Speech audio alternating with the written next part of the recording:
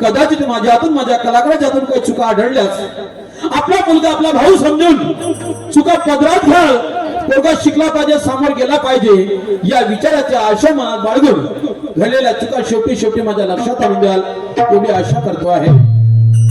या कार्यक्रमाला वर्गणी म्हणून सहकार्य ज्या ज्या सहकारी लोकांनी दिलं असेल त्या सहकारी लोकांचा पुन्हा एकदा आभार मानतो। पण सहकार्य दिलं पण खूप परमार्थ केला असं नाही दादा। ही संस्कृती ही कला टिकवण्यासाठी जे पुढाकारी लोक असतात त्यांना सर्वात मोठं सहकार्य लागत असते, तो सहकार्य म्हणजे शांत चित्तेचा। म्हणून शाहीर नाताने पुन्हा एकदा दोन हस्तक आणि तिसरं मस्तक तुमच्या चरणावर ठेवतो आणि या दिवसभराच्या कार्यक्रम शांत चित्तेने पार पाडायची एवढी आशा करतो। शेतकरी शेतामध्ये फार राबराब राबते आहे, रक्ताचं पाणी हाडाचं माती करते आहे, परंतु त्याच्या शेतीमालाला योग्य तर योग्य भाव मिळत नाही आहे। शिक्षित लोकांना नोकरी मिळत नाही आहे, बेरोजगार पडलेले किती जण आहेत। म्हणून परमेश्वरी प्रार्थना करतो शेतकऱ्याच्या शेतीमालाला योग्य दर योग्य भाव मिळो, बेरोजगाराला शिक्षित लोकांना रोजगार मिळो आणि सर्वांचे जीवन सुखमय सुख समृद्धीचे जाओ, भरभराटीचे जाओ एवढं परमेश्वरी प्रार्थना करतो आणि सर्वांना आजच्या कार्यक्रमाच्या महाशिवरात्रीच्या हार्दिक शुभेच्छा देतो आणि जास्त न बोलता मी माझ्या पुढील कार्यक्रमात साथ घालतो। हर हर महादेव।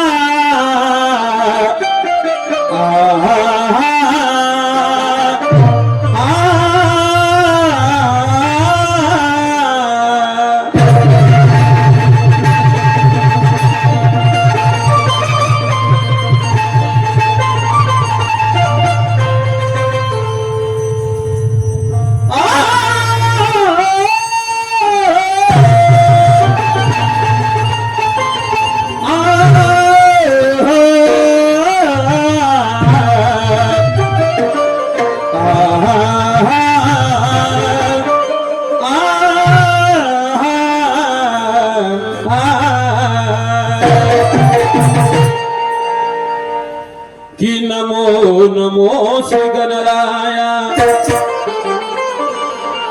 नमो नमो श्री गणराया, वंदन करुणी बापा पडतो पाया, कार्य माझे सिद्ध व्हाया आणि म्हणून तुला स्मरतो।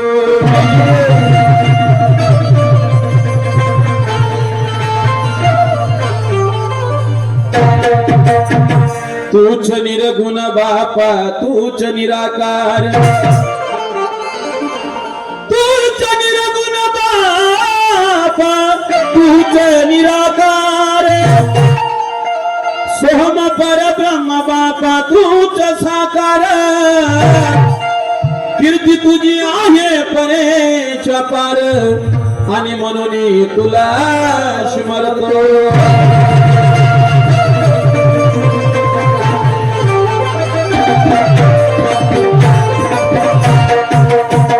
जपी तपी गा म्हणती संत महात्मा,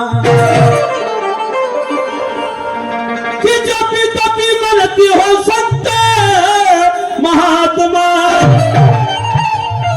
तू या नर जीव जंतूचा है सात्मा, या सगळ्या जगाच्या तुझे परमात्मा आणि म्हणून तुला स्मरतो.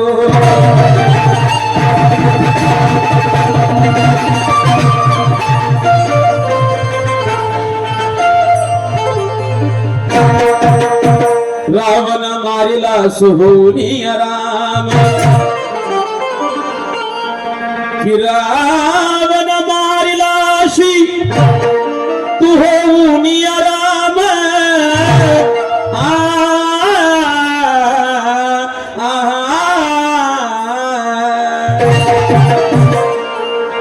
रावण मारिला सोहोनी राम, होऊनी राम. त्या व्यापारामध्ये झाला तूच घनश्याम, वेळोवेळी केली या भक्ताचे काम आणि म्हणून तुला स्मरतो.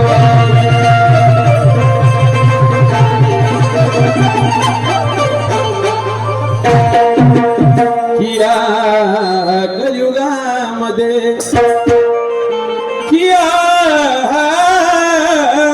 कलियुगामध्ये किया कलियुगामध्ये कली झाला स्वार. किया कलियुगामध्ये कली झाला स्वार. तिकडे तिकडे वाढला अन्याय अत्याचार,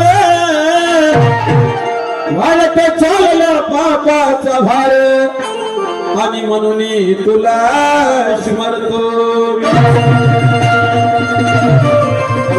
कि मागणे माझ हो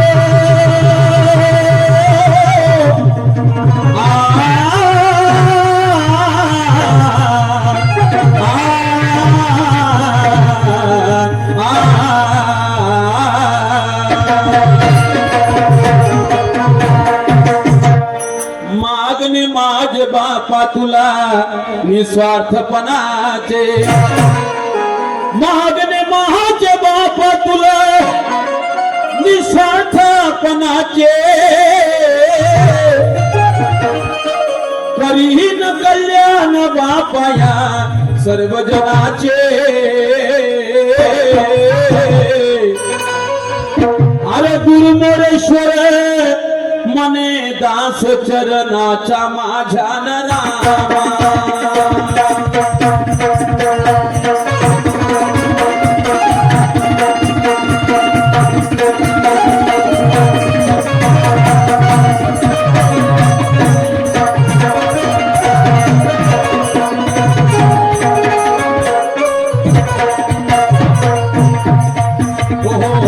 चरणाचे माझ्या रामा.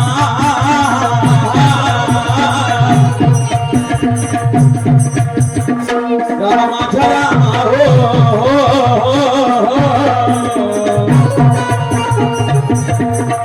माझ्या रामान. रामा माझ्या रामान.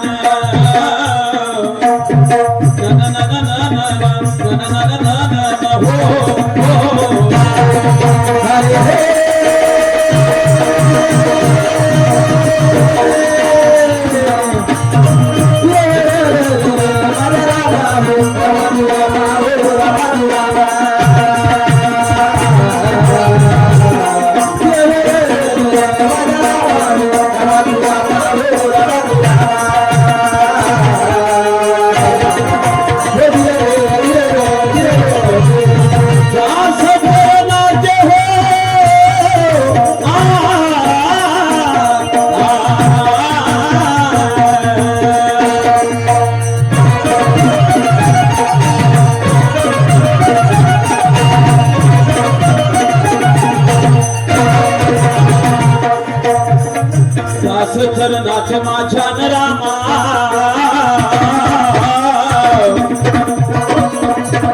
बिडकल गीते माझ्या रामा हो. त्यांच्या कृपेने माझ्या रामा हो.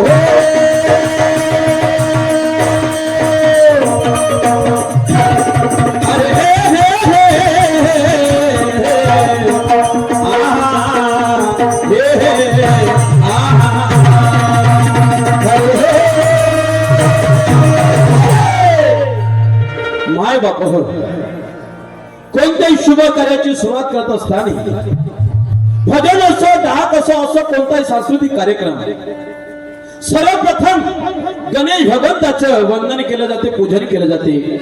कारण त्या महादेवानं आणि त्या गौरा मातेने, त्या पार्वती मातेने आपल्या मुलाची परीक्षा घेतली म्हणे ह्या त्रिभुवनातून जो कोणी देवाचं दर्शन घेऊन येईल, सर्वप्रथम त्याला प्रथम पूजेचा मान दिला जाईल.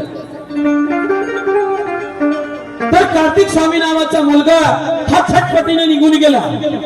तो संपूर्ण प्रमाण फिरायला लागला. पण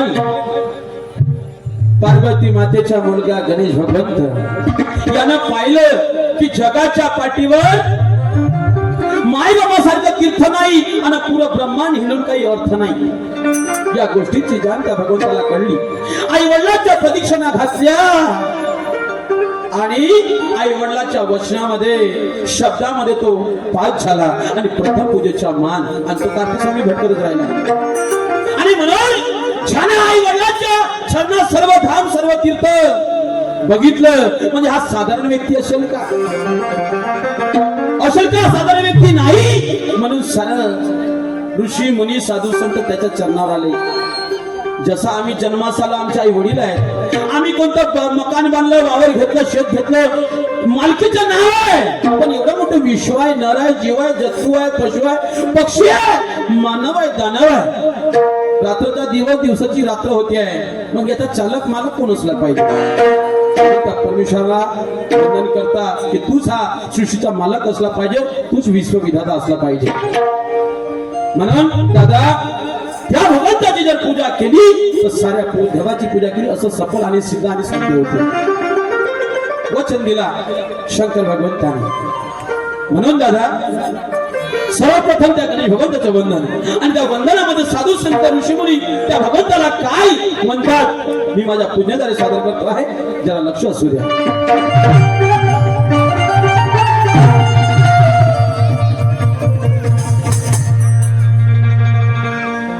माय बाप हो, त्या पुण्यासाठी एक गवळणीची चाल आहे, जरा ऐका.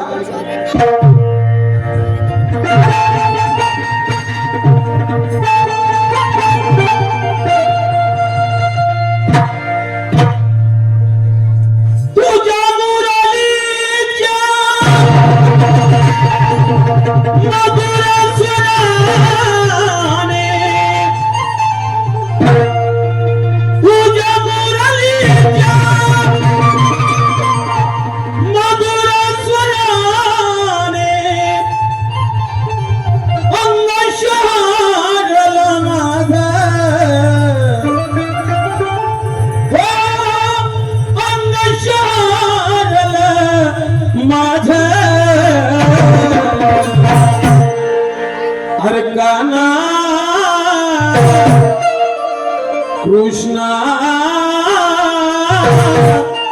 वेळ झाला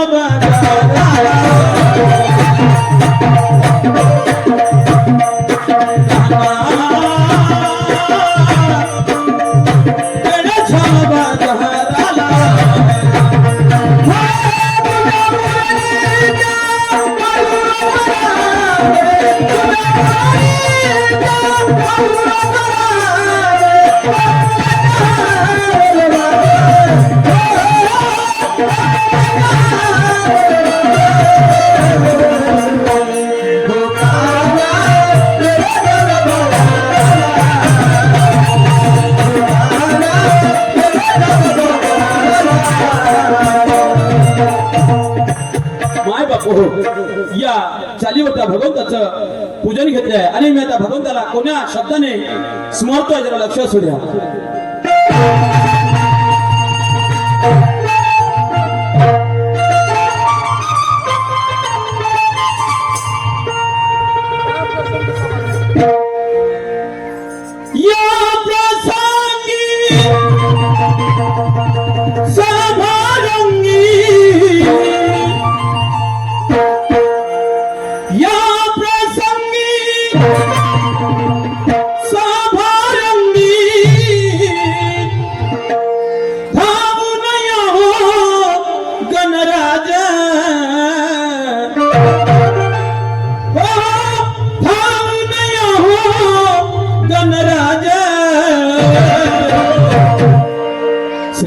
गणा अरे हे गणा वंदन कर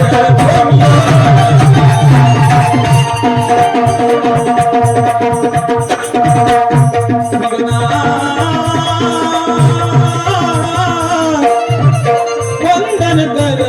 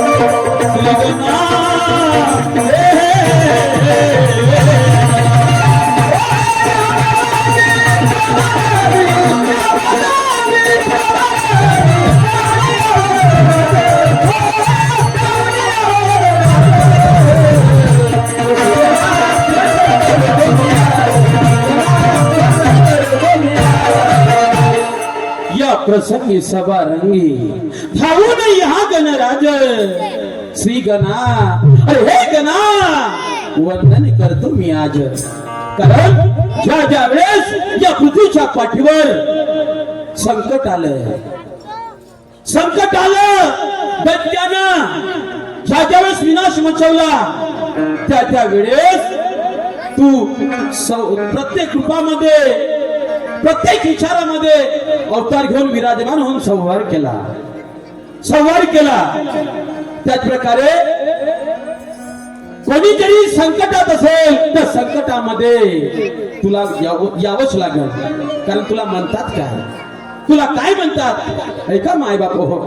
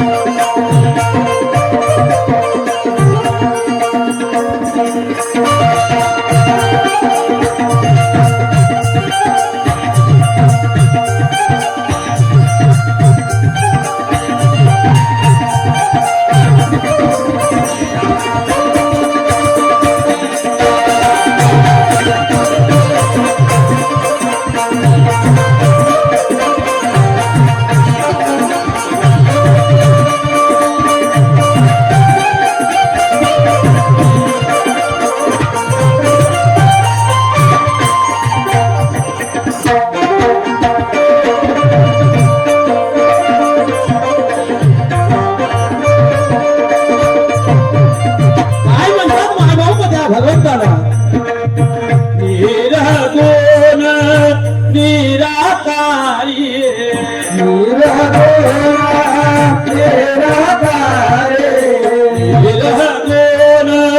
निराकारी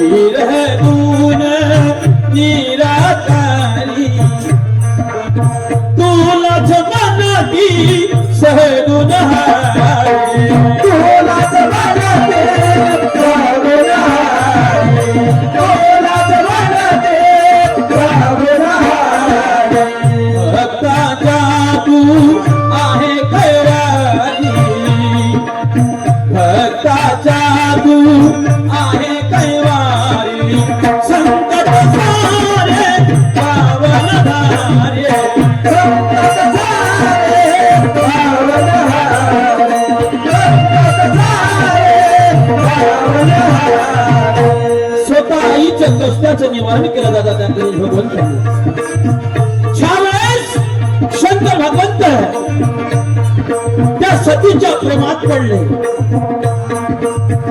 सतीच्या प्रेमात पडले, पण सतीने वडिलांच्या क्रोधाच्या भ्रमामध्ये अग्निकुंडामध्ये उडी घेतली आणि स्वतःला संपवलं. शंकर भगवंत तडमडायला लागले, म्हणे नाही, माझा प्रेम मला धोका देऊ शकत नाही, माझी सती मला धोका देऊ शकत नाही, माझी सती मला सोडून जाऊ शकत नाही. म्हणून त्या सतीचा पुनर्जन्म झाला दादा. पण शंकर भगवंताने विचार केला, म्हणे जोपर्यंत सती मला भेटायला येणार नाही, सती जोपर्यंत माझ्या डोळ्यांना दिसणार नाही, तोपर्यंत मी ध्यानास्थ बसीन. माझं ध्यानास्थ कोणीच भंग करणार नाही. ते किती युग झाले तरी चालेल, पण मी माझं ध्येय, माझी निष्ठा, माझी वासना मी जागृत करणार नाही. म्हणून सतीच्या प्रेमासाठी शंकर भगवंत ध्यानास्थ बसले दादा. आणि ज्यावेळेस पार्वती म्हणून त्या सतीचा जन्म झाला, पार्वती म्हणून त्या सतीचा जन्म झाला, त्यावेळेस प्रत्येक विश्वातले देव विष्णू भगवंत आणि आता पार्वती आली आणि त्या विश्वाच्या उद्धारासाठी पार्वती आणि शंकराचं लग्न लावणं जरुरी आहे, संतुलन टिकवण्यासाठी. तर मग आता कसं करायचं? शंकर भगवंत ध्यानास्थ बसले आहे, तुम्ही याचं ध्यान भंग कोण करा? म्हणे आपल्याला प्रहार तर करायचा नाही, आपल्याला त्यांना जागवायचं आहे. म्हणून कामदेवाला सांगितलंय, सर्व देवानी विष्णूनी सांगितलं, म्हणे कामदेव तू असं काही सुगंध रूपी बाण चालव, सुगंध रूपी बाण चालव की त्या सुगंधानं ध्यानास्थ असलेले शंकर भगवान जागृत होतील आणि पार्वतीचं आणि शंकराचं मिलन होईल. कामदेव तयार झाले. कामदेवाची पत्नी रती मानत होती, नाही म्हणे शंकर भगवंत काही करून टाकतील. नाही म्हणे ठीक आहे, म्हणतात तर तुमचा काही अनादर करणार नाही. म्हणून कामदेवाने सुगंध रूपी बाण चालवले आणि शंकर भगवंताला जागृत केलं दादा. जागृत केलं पण पाहिलं क्रोधात आले शंकर भगवंत. म्हणे कोण होय तुला जागृत करणारा? आणि तीन नेत्रातून कामदेवाने भस्म केलं, कामदेवाने भस्म केलं दादा. रती रडायला लागली. म्हणे तुमच्या म्हणण्यावरून मी माझ्या नवऱ्याला सांगितलं शंकर भगवंताला जागृत करा, पण आता काय झालं? मला कोणता फायदा झाला? आणि त्या रतीने काय केलं? पार्वती म्हणे तियामुळे झालं हे. आता जसं मी संतान राहिलो, मी पुत्र राहिलो, तशी आता मी तुही वांजोटी राहिलो. तुला शंकरा बरोबर लग्न, तू वांजोटी राहशील माझ्यासारखी. ठीक आहे बा, वांजोटी राहील, काही हरकत नाही. अपमान केला नाही पार्वती मातेनं, पण पराशक्ती मातेने, आदिशक्तीने पार्वती मातेला सांगितलं तुला असं पुत्र होऊ शकत नाही. पण सुरुवातीला लग्न ठरलं.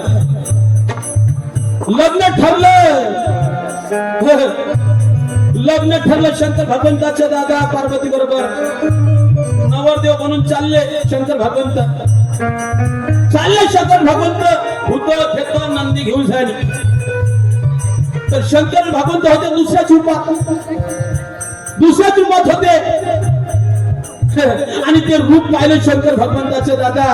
आणि पार्वती मातेची माय बेवस पडली. मग पार्वतीने सांगितलं तुम्ही हे रूप, हे भूत गीत, हे रूप तुम्ही बंद करा आणि सुंदर रूपात या. आणि त्यावेळेस सुंदर रूप झालं. आणि त्यावेळेस त्या शंकर आणि पार्वतीचं लग्न लावलं.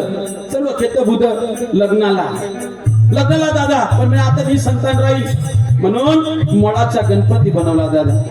मळाचा गणपती आणि शक्तीने जागृत केला. शक्तीने जागृत केला आणि निकोप ठेवला नाही त्या भगवंतानी. पा त्या परमेश्वराची कृपा. आणि त्रियुग नारायण गावामध्ये उत्तराखंडमध्ये शंकर आणि पार्वतीचं लग्न लागलं दादा. लग्न लागलं आणि म्हणून म्हणायचे आहे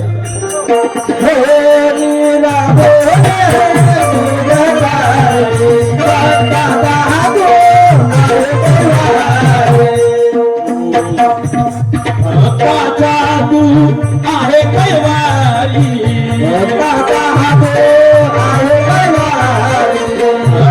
जादू आहे कैवारी, संकट सारे पावनहारी,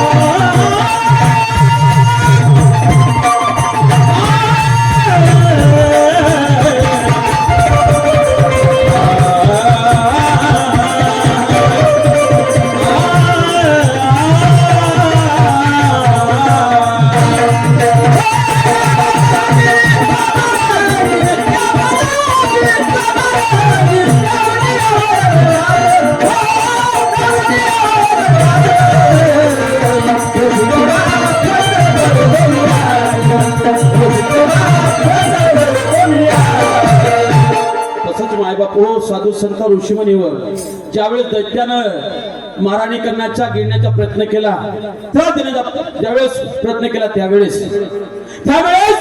एक असा असुर अनलासूर नावाचा दैत्य, तो हा ऋषीमुनीला खूप त्रास द्यायचा आणि त्याने वरदान दिलं होतं शंकर भगवंतानं. ठीक आहे म्हणे, तुझी भक्ती को मी प्रसन्न. प्रत्येकाला भोलानाथ म्हणते त्याला, ज्यानं चांगल्या तन मनानं भक्ती केली त्याला वरदान द्यायचं.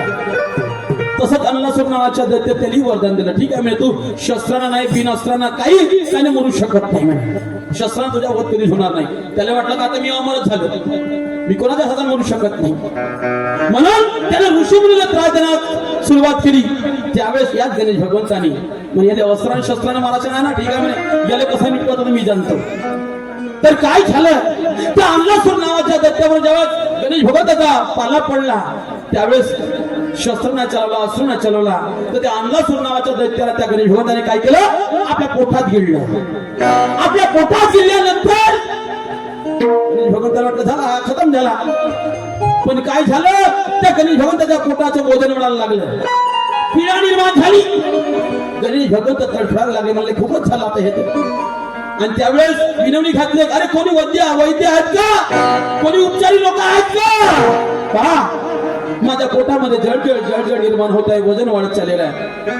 त्यावेळेस कश्यप ऋषी नावाचं एक वैद्य त्यानं काय केलं, तर त्या गणेश भगवंताला 21 दुर्वा चारल्या. 21 दुर्वा चारल्यानंतर त्या गणेश भगवंताचं जळजळ आणि पीडा बंद झाल्या दादा. आणि म्हणून आजही त्या गणेश भगवंताला 21 दुर्वा चढवतात. त्याचा कारण अनलासूर नावाचा दैत्याचा वध केला. आणि शेंदूर का चढवतात, तर शेंद्रासूर नावाच्या दैत्याचा वध केला. शेंद्रासूर नावाच्या दैत्याचा वध केला त्यावेळेस सर्वात जर जास्त खुशी झाली असेल तर कार्तिक स्वामीले.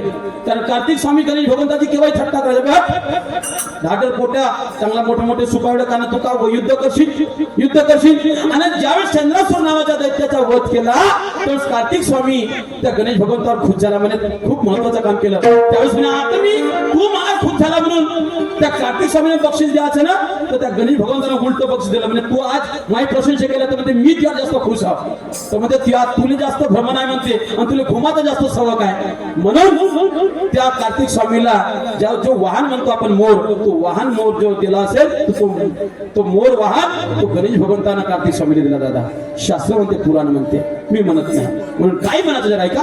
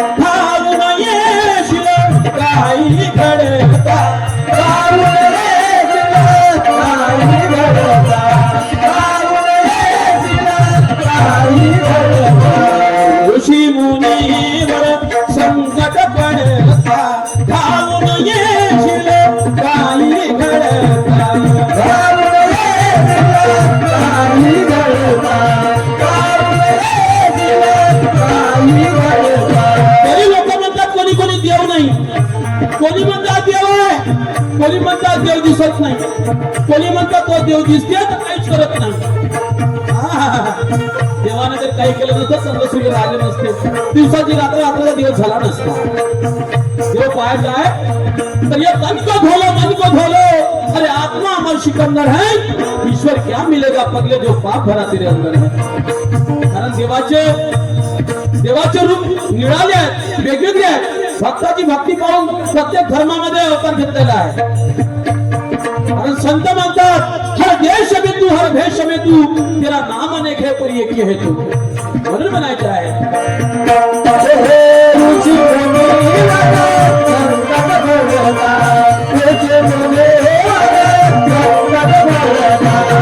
ऋषी मुनीवर संकट पडता भावून येशील काही घडता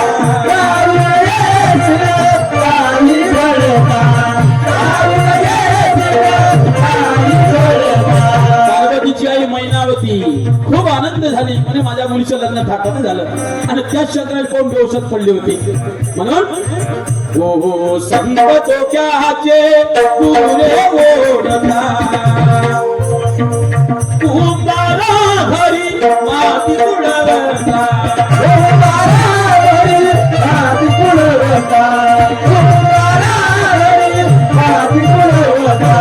संत तो क्याचे तुरे ओढता तू बारा घरी माती उडवता